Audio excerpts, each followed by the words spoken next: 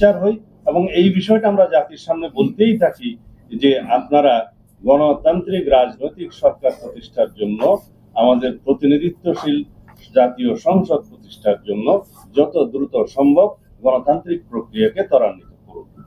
এবং সেই দায়িত্ব বর্তমানে বাংলাদেশের মানুষ গণ অভ্যুত্থানের মধ্য দিয়ে, অন্তর্বর্তীকালীন সরকারের প্রতিষ্ঠার মধ্য দিয়ে তাদের উপরে ন্যস্ত করেছে।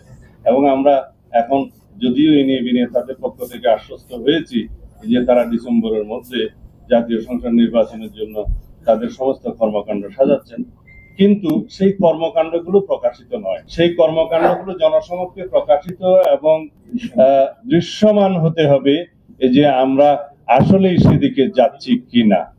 কারণ যত দীর্ঘায়িত হবে এই গণতন্ত্রের উত্তরণের যাত্রাপথটা, তত বেশি বিভিন্ন রকমের অস্থির অবস্থা সৃষ্টির একটা সুযোগ নেবে পতিত স্বৈরাচার এবং তার দূষণ। সেই সময়টা যাতে দীর্ঘায়িত না হয় সেটাই হচ্ছে আমাদের প্রস্তাব।